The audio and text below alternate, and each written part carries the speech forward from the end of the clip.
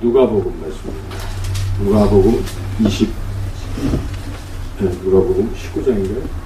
22장. 19장 46절. 19장이? 오늘 기도에 누가복음 19장. 네? 누가복음 22장인데요. 예. 22장. 22장. 22장이요? 네, 22장. 39절부터 46절. 누가복음 22장 39절부터 46절까지 말씀입니다. 한 절씩 교독하겠습니다. 예수께서 나가사 습관을 따라 감람산에 가심에 제자들도 따라갔더니 그곳에 이르러 그들에게 이르시되 유혹에 빠지지 않게 기도하시고 그들을 떠나 돌 던질 만큼 가서 무릎을 꿇고 기도하여 이르시되 아버지여 만일 아버지의 뜻이면 이 잔을 내게서 옮기시옵소서. 나 내 원대로 마셨고 아버지의 원대로 되기를 원하나이다 하시니 천사가 하늘로부터 예수께 나타나 힘을 더하더라. 예수께서 힘쓰고 애써 더욱 간절히 기도하시니 땀이 땅에 떨어지는 빗방울 같이 되더라. 기도 후에 일어나 제자들에게 가서 슬픔으로 인하여 잠든 것을 보시고 이르시되 어찌하여 자느냐 시험에 들지 않게 일어나 기도하라 하시니라. 우리가 지금 읽었던 말씀 유명한 말씀이죠. 이 본관복음, 마태마가, 누가복음에 다 나오는 것인데 겟세마네 동산의 기도, 그런 제목을 갖고 있는 그 기도입니다. 그래서 우리 예수님께서 이제 곧 이 기도가 끝나고 잠시 후에 이제 붙잡히시죠. 그래서 그날 밤 신문을 받으시고 다음 날 아침 9시에 십자가에 못 박히시고 그리고 오후 3시에 숨을 거두신 이제 아주 그야말로 불과 하루도 안 되는 그 직전에 기도하신 것입니다. 그러므로 십자가상에서도 기도하셨겠지만은 이렇게 공식적으로 이렇게 기도하셨던 마지막 기도라고 볼 수가 있죠. 그래서 이 겟세마네 기도는 또 굉장히 유명한 기도입니다. 또 중요한 기도죠. 예수님의 지금 복음서를 우리가 읽으면서 기도 부분들을 쭉 배우고 또 그대로 우리가 기도하고 있는데 지금 누가복음의 이제 끝부분에서 다음 주부터는 이제 요한복음으로 넘어갈 텐데요.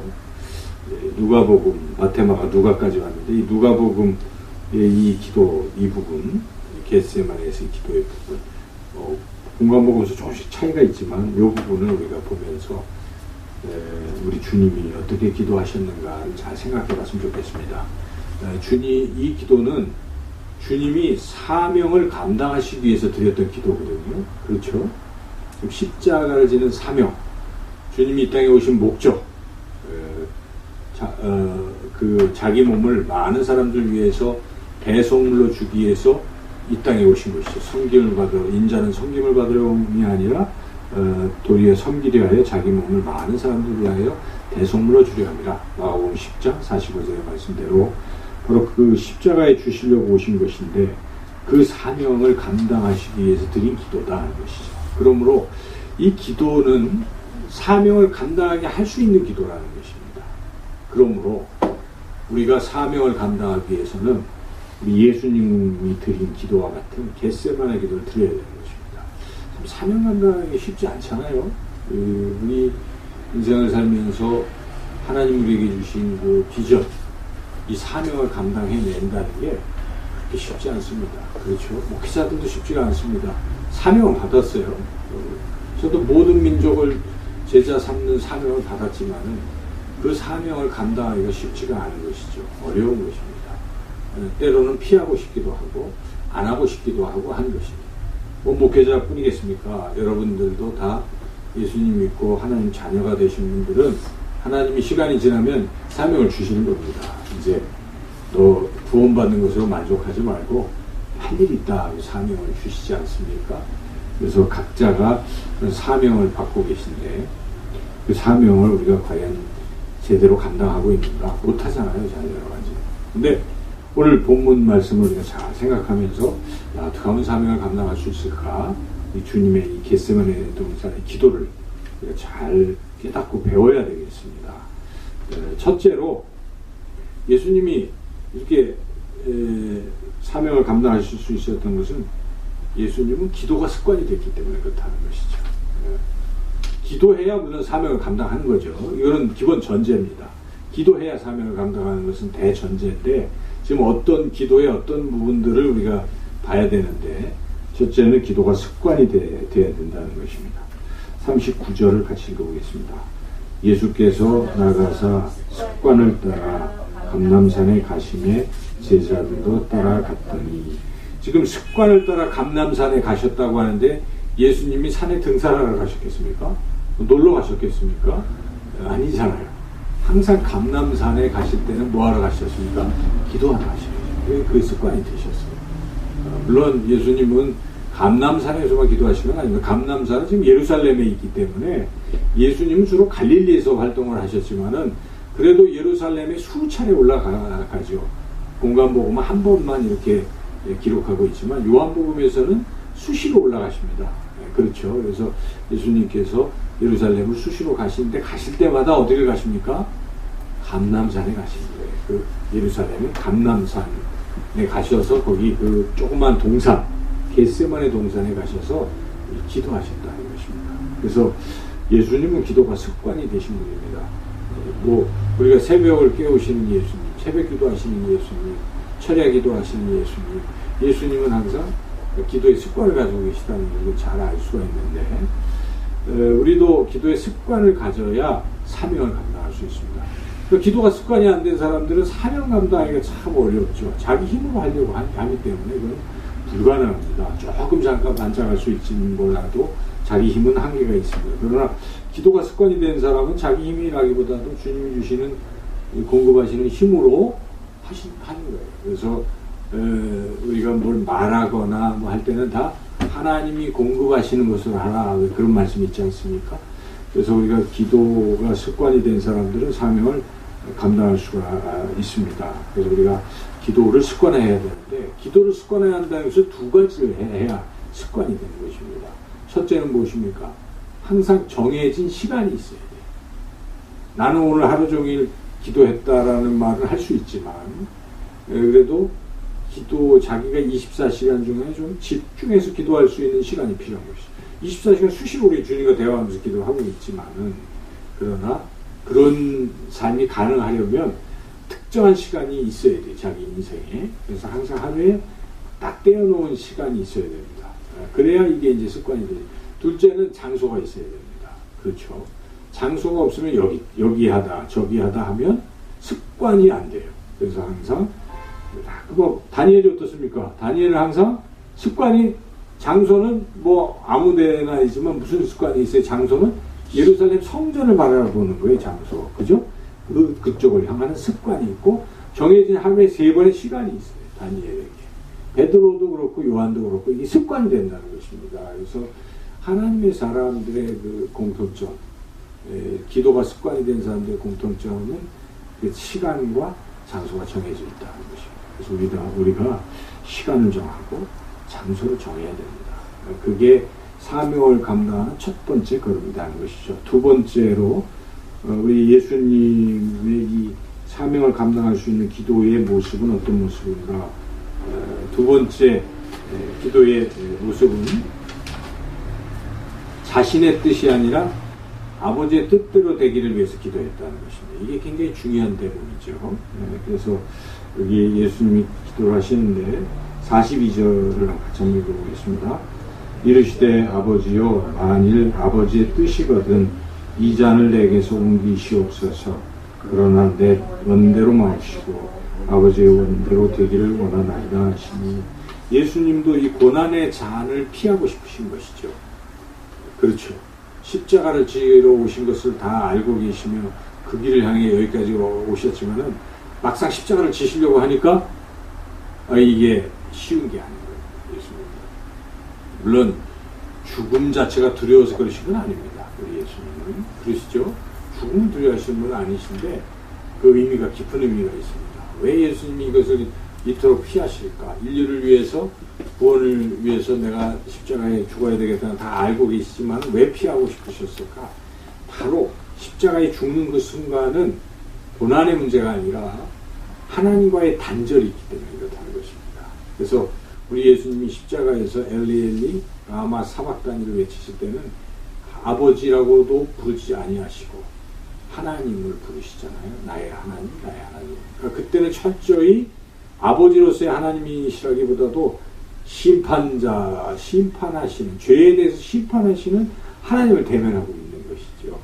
그러므로 죄 없으신 예수님이 인류의 다 죄를 짊어지고 그 상태에서는 죄에 계신 분으로 서 계시기 때문에 죄인에 대해서는 가장 큰 형벌이 하나님과의 단절이거든요. 죄의 결과는 사망인 사망은 하나님과의 단절이니까 아버지와 그렇게 내가 아버지 안에 있고 아버지가 내 안에 있고 늘 친근하게 사시던 예수님께서 그 순간에 하나님 아버지로부터 버리심을 당하고 완전히 이렇게 분리되는 이 상태를 견딜 수가 없었던 거죠. 해보신 적이 없거든요, 예수님께서. 그렇죠. 예수님은 항상 하나님과 함께, 아버지와 함께 계셨는데 이게 분리된다는 게 정말 견디기 힘드셨던 것입니다. 그래서 예수님이 웬만하면 이런 것을 안 할 수는 없을까요? 하신 거예요. 고난의 자들에게서 지나가게 하소서. 이렇게까지 예수님 기도. 그렇지만 다 내가 원하지만 내 뜻대로 마옵시고 아버지의 뜻대로 하옵소서. 그래서 기도를 하는 것입니다. 이게 기도의 목적이 자기 뜻을 관철하려고 하는 기도는 좀 잘못된 거예요. 그렇죠? 그건 잘못됐습니다. 내 뜻을 이루려고 기도를 한다는 것은 그거는 하나님 믿는 기도가 아니라 세상 사람들이 무언가를 얻으려고 하는 기도예요. 그래서 불교도 기도라고 합니다. 그렇죠? 모든 종교는 다 기도라고 얘기를 하거든요. 기도 똑같이 기도예요. 근데 그들이 하는 기도는 무엇입니까? 자기의 뜻을 이루기 위한 기도라는 것입니다. 그렇죠? 그런데 예수님을 믿는 사람들의 기도는 그렇게 하면 안 돼요. 성경은 그렇게 하라고 하지 아니하셨잖아요. 우리 예수님이 기도를 이렇게 기도하라 그럴 때 뭐라고 기도하라고 가르치십니까? 하나님을 위한 기도부터 하는 거예요. 하나님을 위한 기도부터 시작하는 것 아니겠습니까? 그래서 우리가 기도할 때 이 기초부터 잘 잡아야 되는데 기도는 내 뜻을 이루는 게 아니라 아버지의 뜻을 이루기 위해서 기도하는 것이니까 우리가 내 뜻으로 가득 차서 자리에 앉아 있잖아요. 근데 기도할 때 하나님 제 생각이 이렇고 전 이걸 원합니다. 그런데 이게 하나님이 기뻐하시는 것인가요? 라고 물어보는 거예요. 하나님 저는 이번에 뭐 하고 싶어요. 이렇게 하려고 그래요. 하나님 무조건 해주세요. 이렇게 할 게 아니고 하나님 이게 하나님이 기뻐하시는 것인가요? 하나님의 뜻인가요? 묻는 거예요. 그래서 만약 그것이 하나님의 뜻이라는 확신이 들면 강력하게 기도하는 것입니다. 주님의 뜻이오니 이루어지소서. 이룰 줄 믿습니다. 기도가 되는 것이지. 자기 분명히 자기 속에도 집중한데 이것은 하나님이 기뻐하시지 않을 것 같은데 그래도 하나님 들어주세요 하고 있다면은 뭔가 좀 잘못된 거라는 것이죠. 그렇죠. 그래서 기도는 항상 철저히 하나님의 뜻에 순종하기 위해서 드리는 게 기도다. 이렇게 기도를 하게 되면 당연히 사명을 감당할 수 있지 않겠습니까? 사명이라는 것 자체는 하나님 주신 것이니까 완전히 하나님의 뜻입니다. 그래서 그 사명을 제가 감당할 거예요? 말까요? 감당하는 게 하나님의 뜻이죠. 하나님의 뜻을 구하는 사람에게 있어서는 사명은 이게 하나님의 뜻으로 확신이 들기 때문에 더욱 강력하게 기도하게 되고 그리고 힘을 얻고 사명을 감당할 수 있게 된다는 것입니다. 그래서 우리가 하나님의 뜻대로 기도하는 것만큼 중요한 건 없습니다. 항상 여러분들의 기도의 모든 방향은 하나님의 뜻을 이루는 것입니다. 하나님. 이게 하나님의 뜻인가요를 묻고 그렇게 뜻을 이루도록 나가야 된다는 것이죠. 그 다음에 세 번째로 사명을 감당하셨던 예수님께서 어떤 기도를 드리셨는가? 간절한 기도를 드리신 것입니다. 이것이 아주 또 중요한 부분인데 첫 번째, 두 번째는 우리가 잘 이해할 수 있는 부분이기도 하지만 이 세 번째는 좀 특별한 것입니다. 세 번째는 44절에 나오는데 한번 같이 한번 읽어보겠습니다. 44절 시작. 예수께서 힘쓰고 애써 더욱 간절히 기도하시니 땀이 땅에 떨어지는 핏방울같이 되더라. 예, 여기 힘쓰고 애쓰고 간절, 이게 다 똑같은 얘기 아니겠어요? 그걸 표현을 하는 거예요. 힘쓴다, 애쓴다, 간절. 뭐 간절하다는 뜻이에요. 간절 곱하기 3이에요. 그죠? 그러니까 무지무지하게 간절하게. 그 모습을 보니까 땀을 흘리시는데 마치 피를 흘리시는 것 같은, 피를 토하는 듯한 이런 간절함. 히브리 기자는 히브리서 5장 7절에 예수님이 이 기도를 뭐라고 얘기하냐면 통곡하시더라고 기록합니다. 거의 통곡하셨다, 이렇게까지 표현하고 있습니다. 그러니까 우리 예수님이 이렇게 간절히 기도하셨구나. 십자가를 바로 앞에 두고 이렇게 간절히 기도하셨구나. 예수님도 그렇게 간절히 기도하시는데 우리가 기도가 그냥 맹숭맹숭하고 절박함이 없고 그냥 습관적으로 뭐 이런 이 습관이라는 건 형식적인 걸 말합니다. 형식적이고 이렇게 기도를 해서는 안 된다는 것입니다. 간절히 기도해야 되는 것입니다. 제가 이 비유 말씀을 참 예화를 많이 들었지만은 야, 어떻게 하면 간절하게 할 수 있을까? 여러분, 어떤 사람이 기도를 어떻게 하면 간절한 기도를 드릴 수 있을까요? 라고 물어보니까 그 스승이 어떻게 했습니까? 이렇게 냇가로 데려갔습니다. 물속에 같이 이렇게 들어갔어요. 그러다가 갑자기 스승이 그 물어보는 제자의 머리를 물속에 콱 박았어요. 그리고 막 밀고 있으니까 막 해가지고 간신히 살았고 왜 그러냐고 화를 내고 그러니까 네가 살려고 하니까 간절하지 않았느냐, 뭐 그런 것이죠. 네, 그러면 간절해지는 것이고, 여러분이 상황을 생각하시라는 것입니다. 그러니까 우리가 죄를 지으면 지옥에 간다는 상황을 자꾸 생각해 보시면 간절해집니다. 그리고 오늘이 내 생의 마지막 날이라고 생각하면 간절해집니다. 삶이. 그렇죠? 그리고 예수님이 오늘 오신다고 생각하면 간절해지는 것입니다. 이런 상황을 자꾸 생각해 보실 필요가 있어요. 참 인생이라는 게 참 금방이잖아요. 그렇죠? 그래서 제가 아는 분들 이렇게 보니까 여기 한설매 권사님을 저는 어떻게 왜 이렇게 안 보이시는가 그랬어요. 어저께 가다가 이예순 권사님한테 제가 여쭤봤어요. 한설매 권사님 많이 아프신가 봐요. 안 보여도. 권사님 돌아가셨어요? 그러시더라고요. 언제 돌아가셨어요? 여름에 돌아가셨다고 그러시더라고요. 그래서 그 좋으신 권사님 87세신데 여기도 오셨어요. 무릎이 아파서 못 오겠다 그래서 제가 그때 기도하던 중에 우리 교회에 난간이 있으면 좋겠다 이런 마음을 먹었는데 이 집 주인이 바뀌면서 난간을 만들어줬잖아요. 그래서 권사님 난간 만들었는데 오시죠? 그랬는데 그 뒤로 한번 그 전도 대상자인 박찬수 할머니를 데려오시려고 원래 딴 교회 다니시는 권사님인데 이게 일부러 한번 오셨어요. 근데 놀랍게도 그분이 교회에 헌금을 드리고 가셨어요. 근데 그때 예수님을 안 믿는 박찬숙 할머니도 똑같이 한설매 권사님의 지도에 따라서 같이 헌금을 드리고 갔어요. 개척교회 보니까 눈물 났나 봐요. 두 분이서.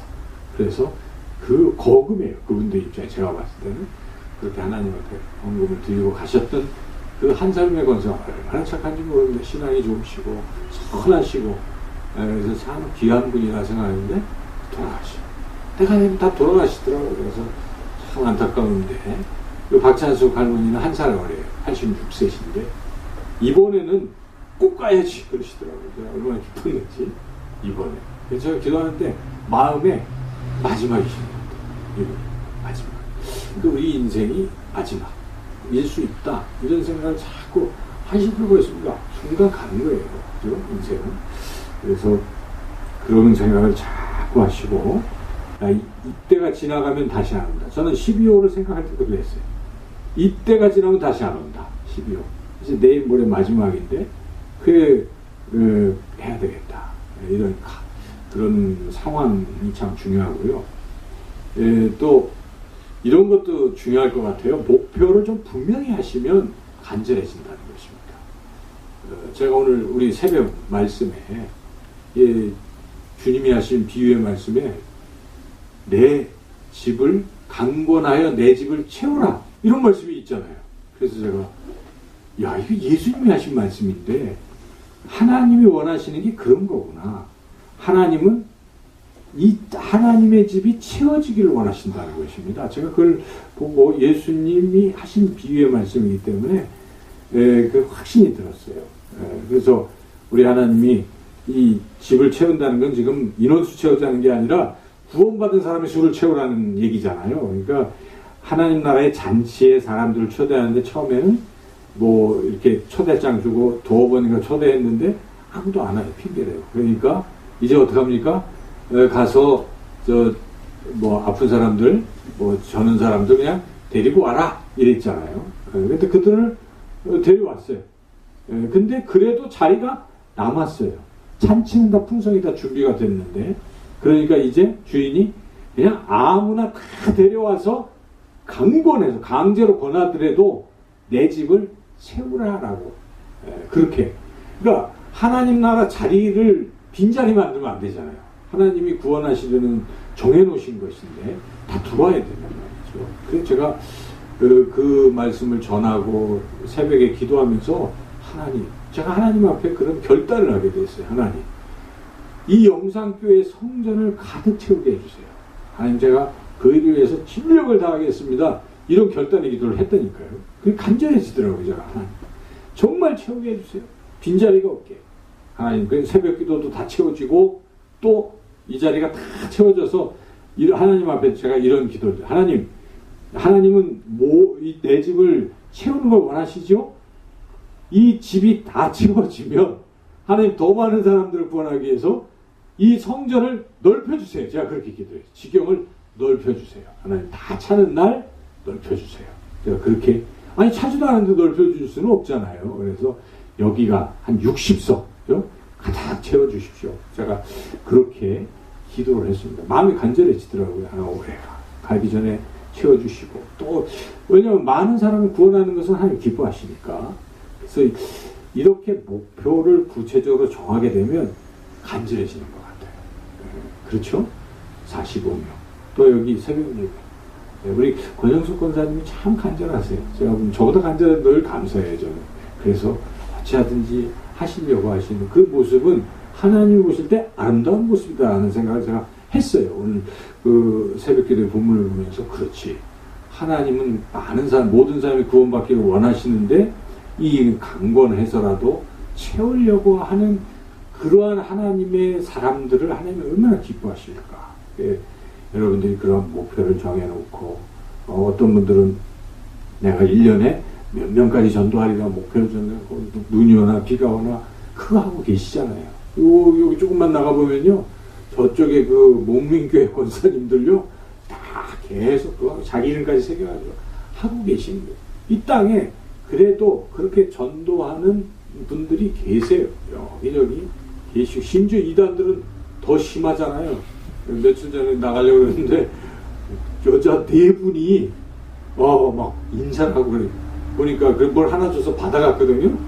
이렇게 보니까 여호와의 증인이에요. 근데 무지하게 열심히 하시더만 보니까. 그래서 참 대단하다. 저런 열정. 우리가 그런 게 있어야 돼요. 그래서 그렇게 하기 위해서는 목표를 늘 정하시라는 것입니다. 내년부터는 1년을 다 시작할 때 하나님 앞에 하나님 누구를 구원하겠습니다. 목표. 영혼 구원의 목표. 성경은 한번 읽겠습니다. 이런 이 영적인 거룩한 어떤 목표들을 설정하면요. 목표가 있는 사람은 이루려고 간절해집니다. 그런데 아무 목표도 없고 막연하게 신앙생활하면요. 간 사람 없습니다. 저는 세일에 또 이런 하잖아요. 그러면 이런 간절함이 있어야 된다. 하나님 죽더라도 제가 한 번도 안 빠지겠습니다. 이런 게 있어야 되는 거예요. 그렇죠? 아니면 몇 번이라도 뭐든지 그렇게 하는 게 참 필요합니다. 그런 결단. 이러면서 신앙이 팍팍 자라는 것이고요. 이러면서 하나님을 만나는 것입니다. 하나님의 역사를 경험하는 것이죠. 근데 이러한 목표도 없고 간절함도 없는데 이루어지지도 않는 것이고 점점 믿음은 희미해지고 인생이 이렇게 긴 것도 아닌데 왜 그렇게 신앙을 그렇게 할까 이런 생각이 듭니다. 그래서 하려면 확실하게 저는 늘 이왕이면 항상 이런 생각이 들어요. 이왕하면 그렇게 좀 간절하게 할 필요가 있다 하는 것입니다. 오늘 세 가지를 우리가 배웁니다. 예수님께서 사명을 감당하실 때 어떻게 기도가 습관이 되셨기 때문에 가능하셨어요. 감람산에서 역시 마지막 순간에도 기도하셨습니다. 이 간절한 이 습관이 안 된 사람들은 정말 절박해도요 기도할 생각이 안 나요. 발등에 불부터 끄고 뭐 딴 거 걱정만 하고 있지 기도할 생각을 안 해요. 그렇죠. 근데 기도가 딱 습관이 된 사람이요 사건이 딱 발생하면 바로 딱 무릎 꿇고 주님 도와주십시오. 어떻게 할까요? 하고 묻습니다. 그러면 쉬워지는 것입니다. 습관돼야 되고, 그리고 항상 이기적으로 자기 뜻만 자꾸 이루려고 하는 사람은 하나님의 사명과는 무관해집니다. 여러분 신앙생활 10년 20년 해도요 전도 안 하는 사람도 있어요. 그죠? 뭐 하나님을 위해서 뭐 헌신하는 사람들 없을 수 있잖아요. 그렇죠? 오직 20년이 돼도 자기만 알아요. 직분을 받는 사람 어떤 사람도 보니까 이기적이에요. 너무 이기적이에요. 저는 뭐 말씀하기 참 그렇지만 이게 교회에 음식이 남잖아요. 그러면 어떡합니까? 좀 힘들고 어려운 분들, 옛날 같으면 우리 학생들, 그죠? 혼자 그런 분들 바리바리 좀 싸주고, 근데 그런 게 없어요. 자기가 다 가져가려고 하는 모습을 저는 보면서 아직도 참 멀었구나, 신앙이 멀었구나 하는 생각이 드는 거예요. 여러분, 신앙이 무엇입니까? 예수님을 믿으면 예수님을 닮아가는 것인데, 예수님은 자기 생명을 주셨잖아요. 아낌없이 나누고 늘 이러한 모습으로 변화가 돼야 되는데 왜 안 변합니까? 자기 뜻을 구하기 때문에 그렇습니다. 기도를 해도 자기 욕심, 뭐 신앙생활을 해도 자기 명예, 뭘 해도 자기 뜻을 관철하기 위해서 초지일관 신앙생활을 하면 하나님의 사명과는 전혀 무관한 것입니다. 그럼 뭐 나중에 하나님 앞에 갔을 때 뭘 내놓을 게 없는 것이죠. 그래서 우리가 하나님의 뜻을 자꾸 구하는 기도, 이런 기도를 여러분 습관화하고 그렇게 하시면요 사명 감당 쉽게 합니다. 그리고 이왕하면은 목표도 정해놓고 간절하게 붙들고 주여 이 영혼을 구원해 주십시오. 제가 작정했나이다. 하나님 앞에 올려드렸나이다. 하나님 이 16명 하나님 한 사람도 놓치지 않게 해주세요. 끝까지 뭐 이런 간절한 이런 기도를 하시기를 주님의 이름으로 축원합니다. 아멘. 이 시간 기도할 때 첫째는 저에게 간절함을 주세요. 이런 기도부터 드려야 될 것 같아요. 요즘 많이 식었습니다. 주여 간절한 사람 되게 해주세요. 하나님은 저를 간절히 원하셔서 구원하셨는데 저도 간절함으로 주님 은혜에 보답하고 주님 주신 사명 감당할 수 있게 해주세요. 주여 외치고 간절함 주시기를 위해서, 그리고 아까 말씀 전한 것도 생각나시는 대로 그렇게 되게 해달라고 주여 외치고 기도하겠습니다.